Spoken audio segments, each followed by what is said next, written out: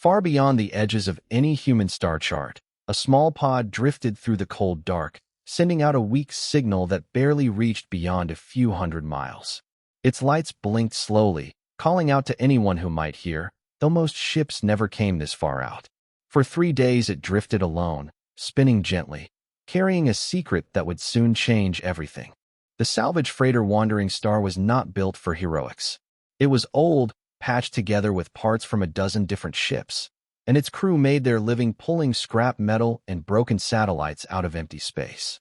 Captain Daniel Ward had flown this route for 6 years, and in that time, he had seen almost everything space could throw at him.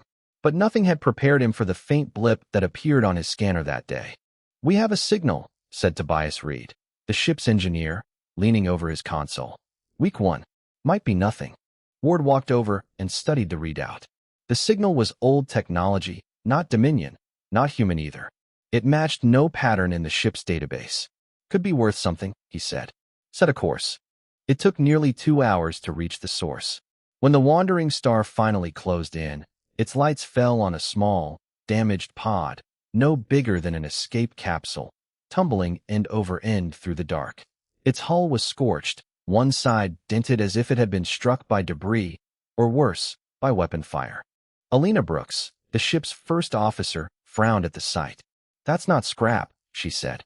"That's a life pod." Ward gave the order to bring it in. The crew worked quickly, guiding the pod into the cargo bay with careful hands. And when the hatch finally hissed open, what they found inside was not what any of them expected. A child sat curled inside, small and thin, with pale gray skin and large dark eyes that reflected the harsh light of the cargo bay. She wore torn clothing, and there was dried blood along one arm. She flinched back from the light, pressing herself into the corner of the pod, too frightened to speak. Owen Blake, the ship's doctor, was the first to move. He knelt slowly, keeping his hands open and visible, speaking in a soft voice though he doubted she understood a single word of human language. "It is all right," he said. "Nobody here will hurt you." It took nearly an hour before she allowed him close enough to check her injuries. Her name, they later learned through a translator patch built into her pod, was Sila. She was Osirian, a species none of the crew had ever heard of. She did not speak of where she came from, only that she had been running for a long time, and that she was very tired. Brooks pulled Ward aside while Blake tended to the child. "We should report this," she said. "Turn her over to the nearest station. This isn't our problem." Ward looked back through the open hatch at the small figure sitting on the medical table, watching Blake with wide, careful eyes. There was something in the way she watched the door, always checking it, like she expected someone to come through it and take her away. He had seen that look before, a long time ago, on someone else's face. "No," he said quietly. "Not yet." Before Brooks could argue further, the ship's console let out a sharp warning tone. Reed's voice came through the intercom, tight with alarm. "Captain, we've got company. 3 ships, coming in fast. Dominion markings." Ward moved to the bridge in seconds.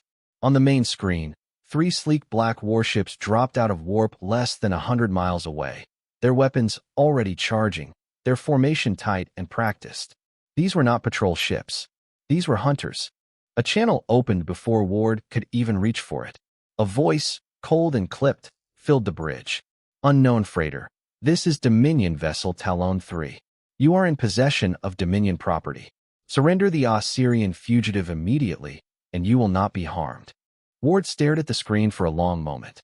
Behind him, he could hear the faint sound of Blake speaking gently to Sila in the medical bay, trying to keep her calm. He thought of the way she flinched at every sound, the dried blood on her arm, the exhaustion in her small face. "Property," Ward repeated slowly, as if tasting the word and finding it foul. He keyed the comm open. "She's not property. She's a kid." There was a pause on the other end, brief and cold. "You have 30 seconds to comply, Captain. After that, we will take her by force, and your ship will be considered a hostile target." Brooks stepped up beside him, her jaw tight. "Daniel," she said, using his first name for the first time in years, "we don't have the firepower for this." Ward did not look away from the screen. Somewhere behind him, in the medical bay, a frightened child was watching a doctor's hands with the same wariness of someone who had learned the hard way that kindness could not always be trusted. He thought about turning her over, handing her back to the people who had clearly already hurt her once.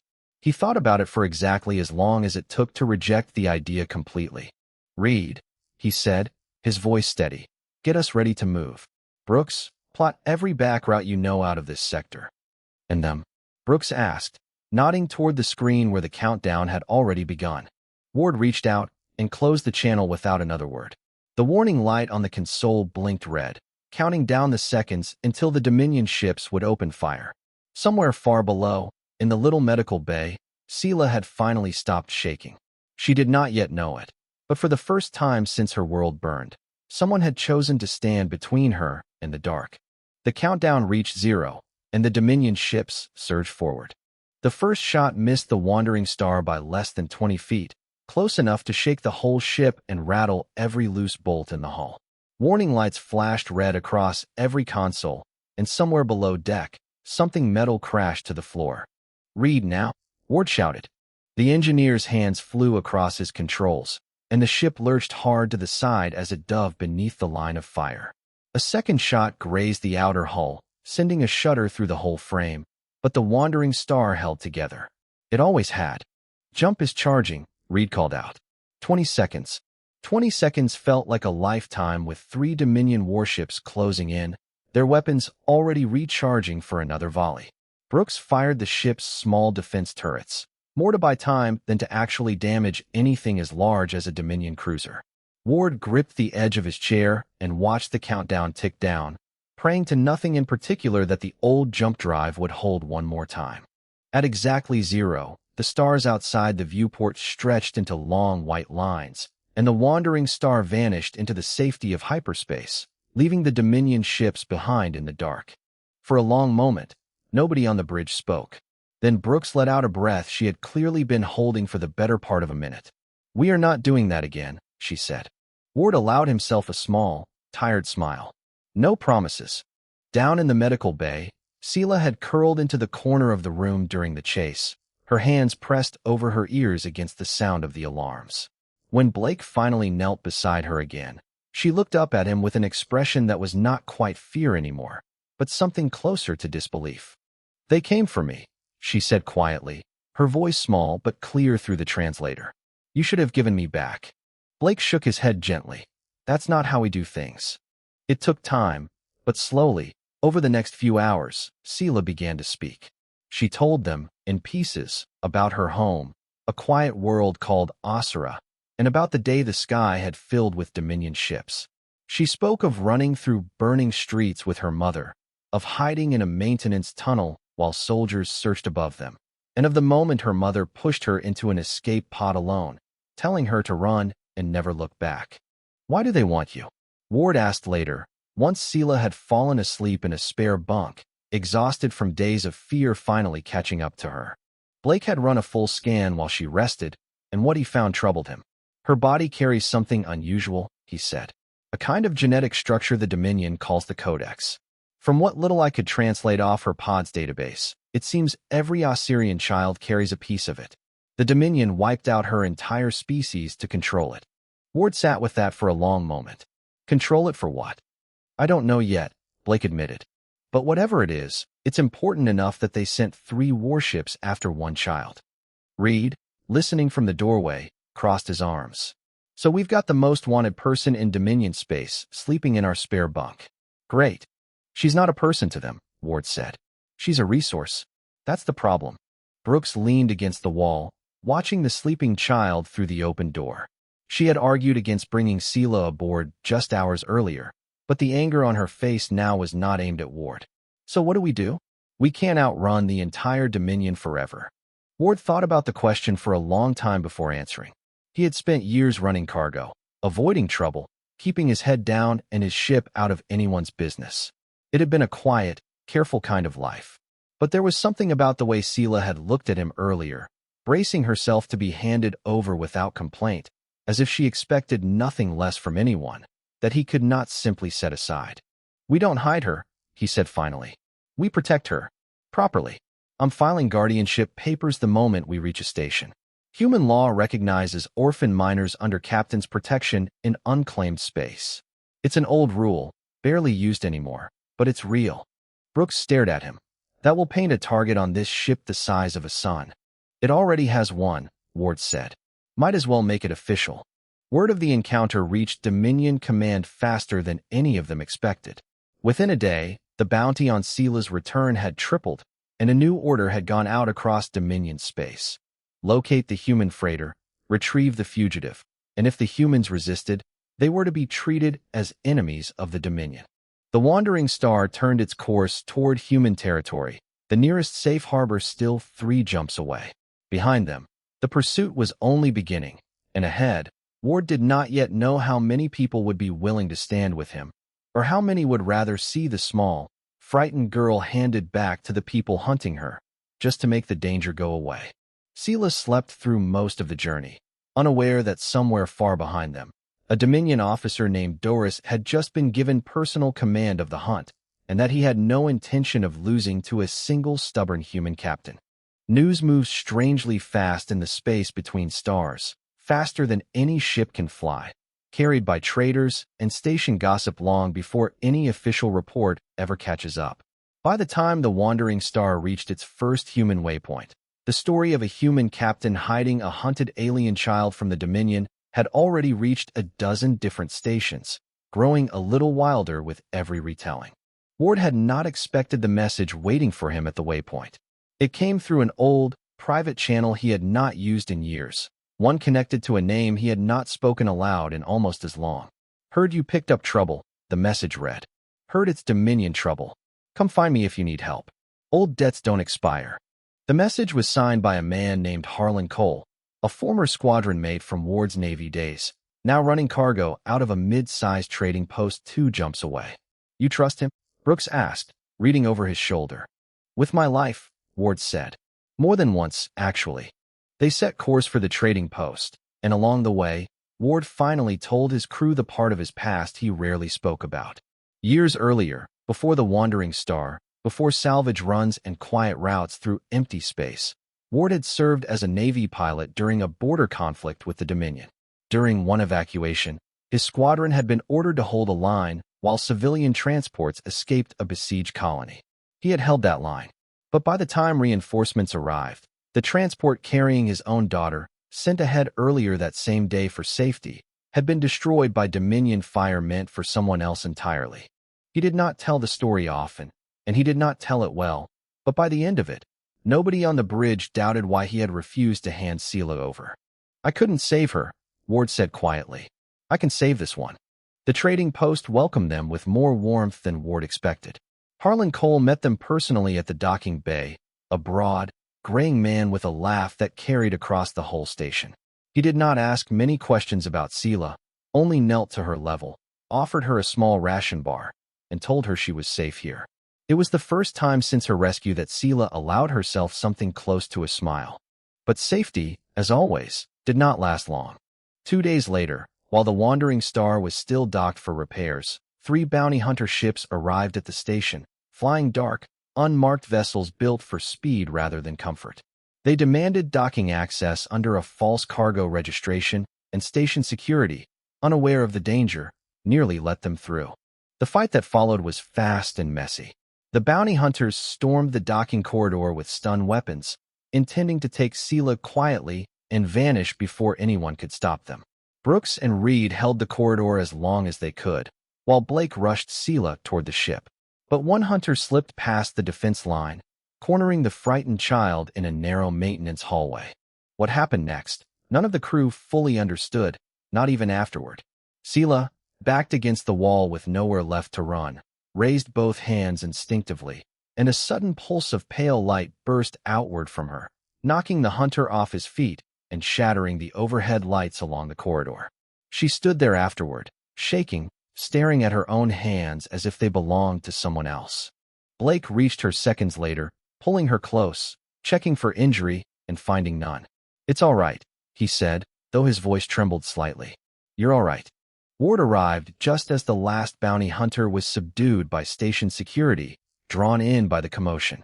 He looked at Sila, small and trembling but unharmed, and understood a little more clearly why the Dominion wanted her so badly, and why they could never be allowed to have her.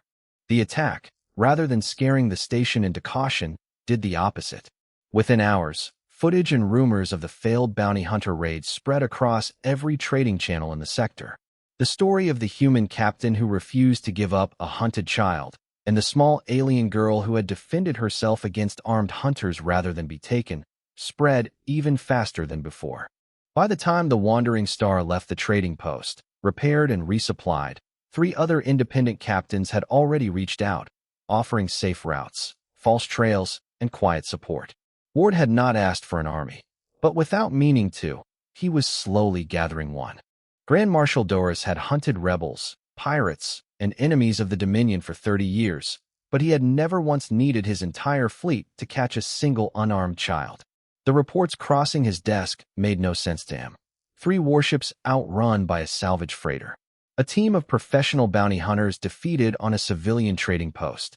Independent captains, people with no stake in Osirian affairs, suddenly offering aid to a stranger for no clear profit. It was, by every measure Doris understood, illogical. They are humans, his aide reminded him, as if that explained everything. They do not calculate risk the way we do. Doris had studied human history during his years in Dominion intelligence. He knew of their wars, their strange loyalty to one another, their tendency to treat the protection of their young as something close to sacred. He had assumed, wrongly it now seemed, that such instincts applied only to their own kind.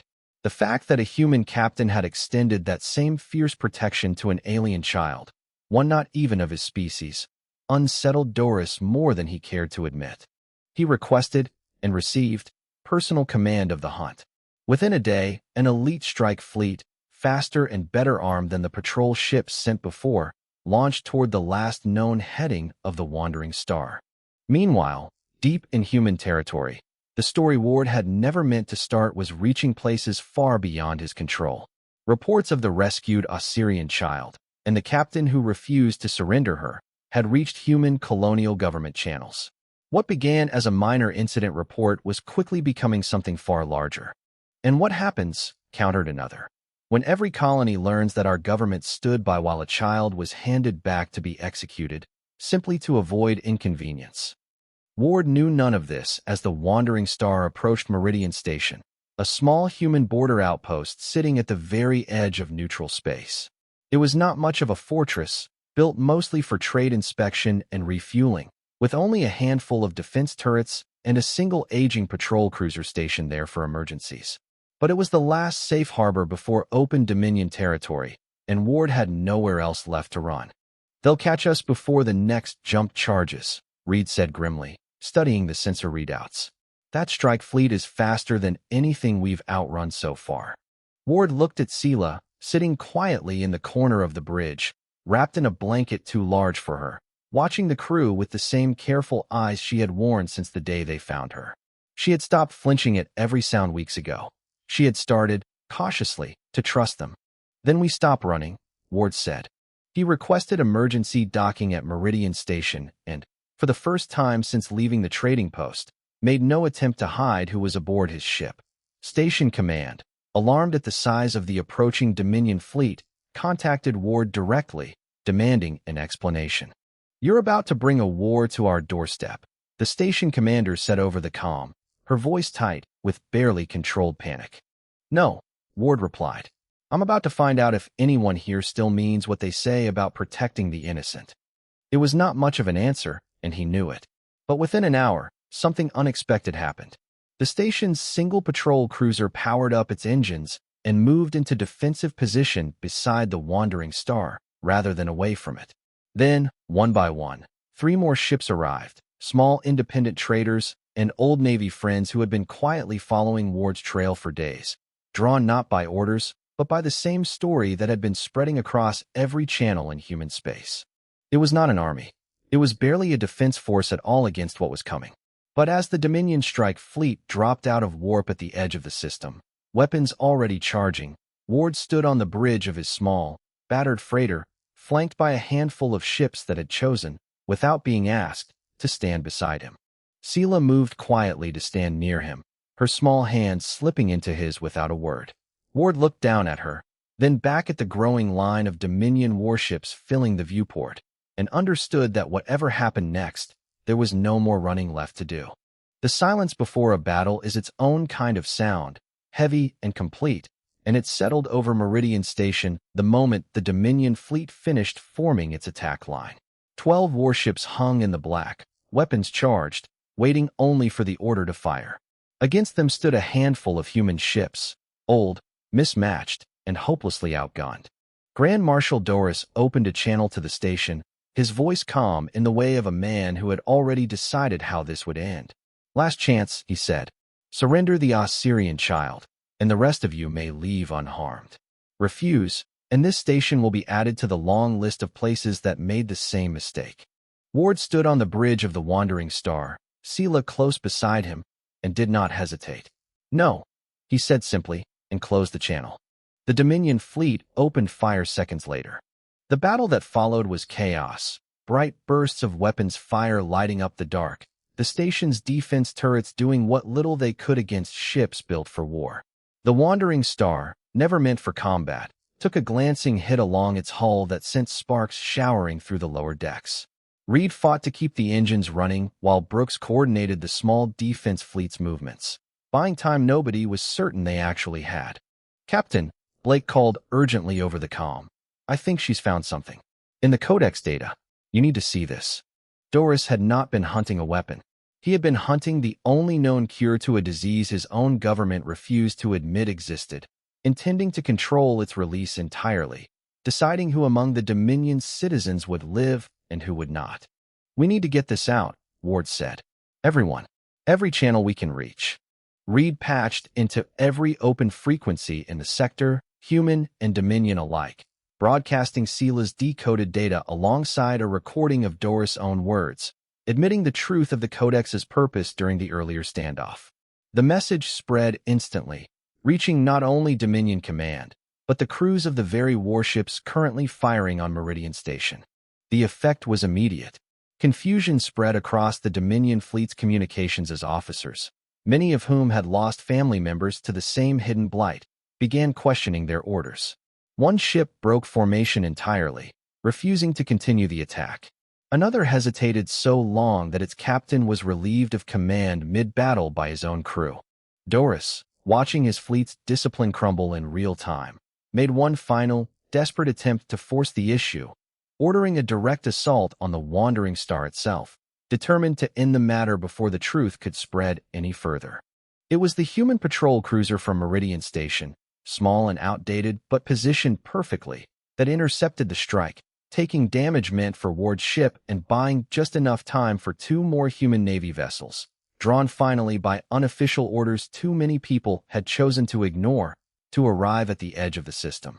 Faced with a fractured fleet, arriving reinforcements, and a truth now impossible to hide, Doris had no options left.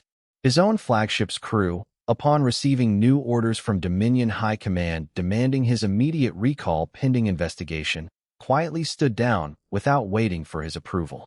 The battle ended not with a final, decisive shot, but with a slow, uneven silence as ship after ship powered down its weapons. Doris' voice came through one last time, tight with fury and something close to defeat. "This is not finished, Captain." Ward looked out at the wreckage scattered across the black, at the small, exhausted fleet that had gathered to stand beside him, and at Sila, still pale from the effort of what she had done, but standing on her own 2 feet. "Maybe not," Ward said quietly, though the channel had already gone silent.